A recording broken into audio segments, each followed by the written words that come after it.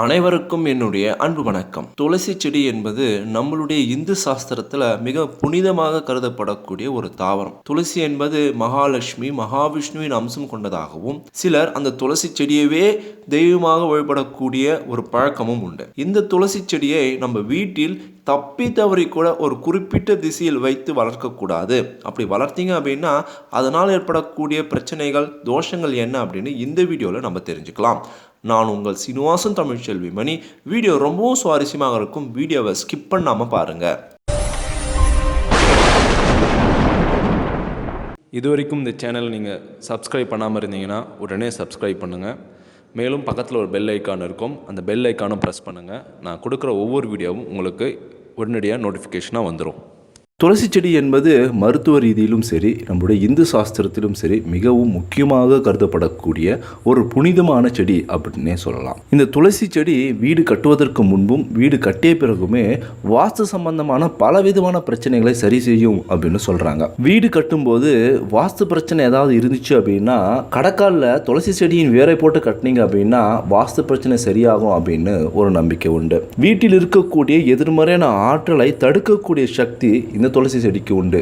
என்னதான் இந்த அளவுக்கு சக்தி இருந்தாலும் வீட்டிற்குள் வளர்க்கக்கூடாது அப்படின்னு சொல்றாங்க. வீட்டிற்கு வெளியில் தான் இந்த துளசி செடியை நீங்க வளர்க்கணும். நாம் தினமும் காலையில் எழுந்து துளசி செடியில் கண் விழிப்பதன் மூலம் வாழ்க்கையில் நல்ல முன்னேற்றம் ஏற்படும் அப்படின்னு சொல்றாங்க. துளசி மாடம் வைத்து நீங்க வழிபட்டீங்க அப்படின்னா மிகவும் நல்லது அப்படின்னு சொல்லப்படுது.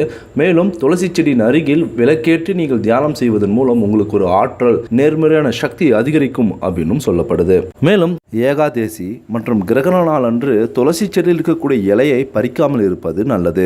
துளசி செடியில் மகாலட்சுமியும் மகாவிஷ்ணுவும் வாசம் செய்வதால் துளசி செடியில் வணங்குவதன் மூலம் அவர்களுடைய அருளும் ஆசியும் நமக்கு கிடைக்கும். செவ்வாய் மற்றும் வெள்ளிக்கிழமைகளில் துளசி செடியை வழிபட்டு வந்தால் வாழ்க்கையில் நற்பலன்கள் நமக்கு ஏற்படும்.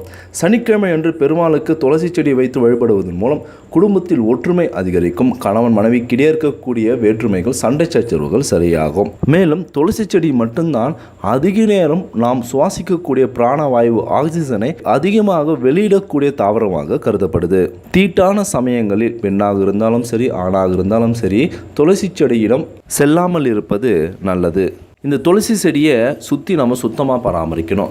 அந்தளவுக்கு பரிசுத்தமான ஒரு செடியாக இது கருதப்படுது. இந்த துளசி செடி மூலம் நமக்கு ஏற்படக்கூடிய மருத்துவ பலன்கள் என்ன அப்படின்னு தெரிஞ்சுக்கலாம். இது ஜீரண சக்தியை அதிகரிக்கும். இருதயத்தின் சக்தியை இது மென்மேலும் அதிகரிக்கும். நாம் ரொம்ப ஸ்ட்ரெஸ்ஸில் இருந்தோம்னு வச்சுங்களேன், அந்த துளசி இலையை சாப்பிடுவதன் மூலமும் அந்த வாசனையை நாம் நுகர்வதன் மூலமும் அந்த ஸ்ட்ரெஸ்ஸு குறையும் அப்படின்னு சொல்கிறாங்க. நரம்பு தளர்ச்சி இந்த துளசி இலையை சாப்பிடுவதன் மூலம் சரியாகும் அப்படின்னும், ஞாபக சக்தி மென்மேலும் அதிகரிக்கும் அப்படின்னு சொல்லப்படுது. இரும்பல், தொண்டையில் இருக்கக்கூடிய சின்ன சின்ன பிரச்சனைகளை இது சரி செய்யும் அப்படின்னு சொல்லப்படுது. மேலும் நோய் எதிர்ப்பு சக்தியை இது அதிகரிக்கும் மற்றும் ஜுரம் சம்பந்தமான பிரச்சனைகளை இது சரியாக்கும் அப்படின்னு சொல்கிறாங்க. ஆன்டி கேன்சர் செல்லாக இது பயன்படும் அப்படின்னு சொல்லப்படுது.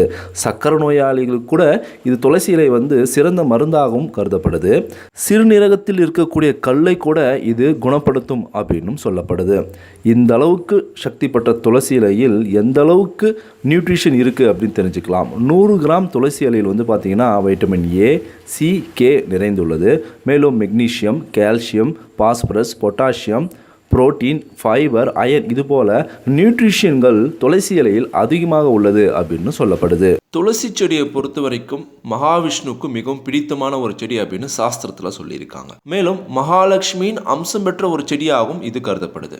இந்த செடியை எந்த அளவுக்கு முடியுமோ அந்த அளவுக்கு மிகவும் புனிதமாக, அதாவது பூஜை ரூமை நம்ம எந்த அளவுக்கு சுத்தமாகவும் கருத்தாகவும் நம்ம பராமரிக்கிறோமோ அதே மாதிரி இந்த துளசி செடி இருக்கக்கூடிய இடத்தையும் இந்த துளசி செடியையும் நம்ம அவ்வாறு பராமரிக்க வேண்டும். அந்த அளவுக்கு தெய்வீக சக்தியும் மருத்துவ குணங்களும் நிறைந்தது தான் இந்த துளசி செடி. இந்த துளசி செடியை குறிப்பிட்ட ஒரு திசையில் வைத்து வளர்ப்பதன் மூலம், வழிபடுவதன் மூலம் அந்த திசைக்குரிய கிரகங்கள் மூலம் நமக்கு சகல சௌபாக்கியமும் கிடைக்கும் அப்படின்னு சொல்றாங்க. குறிப்பாக தென்கிழக்கு திசையில் துளசி செடியை வைத்து நீங்க வழிபடுறீங்க, வளர்த்துட்டு வரீங்க அப்படின்னா உங்களுக்கு திருமணத்தில் தடைகள், தாமதங்கள் ஏற்பட்டால் அந்த திருமணம் தோஷம் நீங்கி கூடிய விரைவில் நல்ல வரனுடன் உங்களுக்கு திருமணம் கைகூடும் அப்படின்னு சொல்கிறாங்க. தென்மேற்கு திசையில் வைத்து நீங்கள் வழிபட்டீங்க அப்படின்னா, தென்மேற்கு திசை என்பது தெற்கு திசையை மையமாக கொண்டு இருப்பதால் பித்ருக்களுடைய உலகம், பித்ரு தோஷம் நீங்கி உங்களுக்கு குழந்தை பாக்கியம் ஏற்படும் அப்படின்னு சொல்லப்படுது. வடகிழக்கு திசை அல்லது வடக்கு திசையில் வைத்து நீங்கள் துளசி செடியை வழிபடுவதன் மூலம் செல்வம் சம்பந்தமான இருக்கக்கூடிய அனைத்து விதமான பிரச்சனைகளையும் இது சரி செய்யும். வீட்டில் செல்வம், செல்வாக்கு, பொருளாதாரம் மென்மேலும் அதிகரிக்கும் அப்படின்னு சொல்றாங்க. தொழிலில் நல்ல முன்னேற்றம் ஏற்படும், லாபம் ஏற்படும், உத்தியோகத்தில் நல்ல ப்ரொமோஷன் ஏற்படும், நல்ல இன்க்ரிமெண்ட் கிடைக்கும் அப்படின்னு சொல்லப்படுது. ஏன்னா வடக்கு திசை என்பது செல்வத்தின் அதிபதிகளான மகாவிஷ்ணு, மகாலட்சுமி, குபேரர் வசிக்கக்கூடிய ஒரு திசையாகவும், ஏற்கனவே இந்த துளசி செடி என்பது மகாவிஷ்ணுவுக்கு மிகவும் பிடித்த ஒரு செடியாக சாஸ்திரத்தில் சொல்லியிருக்காங்க. இந்த அளவுக்கு சிறப்பு அம்சங்கள் இருப்பதால் வடக்கு அல்லது வடகிழக்கு திசையில் வைத்து நீங்கள் இந்த செடியை வளர்ப்பதன் மூலம், வழிபடுவதன் மூலம் செல்வம் தொடர்பான பலவிதமான முன்னேற்றங்கள் உங்கள் வாழ்க்கையில் ஏற்படும் அப்படின்னு சொல்றாங்க. உங்கள் வீட்டில் குறிப்பிட்ட இந்த திசையில் வைத்து வளர்க்கக்கூடிய அமைப்பு இல்லை அப்படின்னா நீங்கள் கிழக்கு மற்றும் வடக்கு திசையில் வைத்து கூட இந்த செடியை வளர்க்கலாம். ஆனால் தப்பி தவறி கூட வடமேற்கு திசையில் வைத்து வழிபடக்கூடாது அப்படின்னு சொல்கிறாங்க. ஏன், ஒவ்வொரு வீட்லேயும் வடமேற்கு திசை என்பது என்னன்னு பார்த்தீங்கன்னா கழிவறை இருக்கக்கூடிய ஒரு திசையாக சொல்கிறாங்க. வாஸ்துப்படி வடமேற்கு திசையில் தான் கழிவறை வரும். அந்த இடத்துல மிகவும் புனிதமாக கருதப்படக்கூடிய மிகவும் தெய்வீக அம்சம் கொண்ட நமக்கு சகல சௌபாக்கியத்தையும் மருத்துவ ரீதியில் பலவிதமான நோய்களுக்கு மருந்தாகவும் பயன்படக்கூடிய இந்த துளசி செடியை வடமேற்கு திசையில் வைத்து வழிபடக்கூடாது, வடமேற்கு திசையில் வைத்து வளர்க்கவே கூடாது. இந்த துளசி செடி வாஸ்து பார்த்தீங்கன்னா வீட்டுக்கு மட்டும்தான் பொருந்தும். நீங்கள் தோட்டத்திலேயோ பொது இடங்களிலும் பார்த்தீங்கன்னா வடமேற்கு திசையில் வைத்து வளர்க்கலாம். ஆனால் வீடுன்னு வந்துடுச்சுன்னா வடமேற்கு திசையில் துளசி செடியை வைத்து வளர்க்கக்கூடாது. அதை மீறி நீங்கள் வளர்த்தீங்க அப்படின்னா இந்த துளசி செடியின் மகத்துவமான நற்பலன்கள் நமக்கு கிடைக்காது. மேலும் செல்வம் தொடர்பான துளசி செடியின் மூலம் நமக்கு தோஷங்கள் ஏற்படும் அப்படின்னு சொல்கிறாங்க.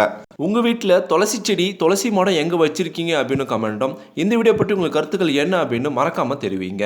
இந்த வீடியோவை அனைவருக்கும் ஷேர் பண்ணுங்கள். நம்மளுடைய டி தமிழ் டெக்னாலஜி சேனலை சப்ஸ்கிரைப் பண்ணுங்கள், லைக் பண்ணுங்கள். மீண்டும் அடுத்த ஒரு சுவாரஸ்யமான வீடியோவில் சந்திப்போம். தேங்க்யூ ஃபார் வாட்சிங்.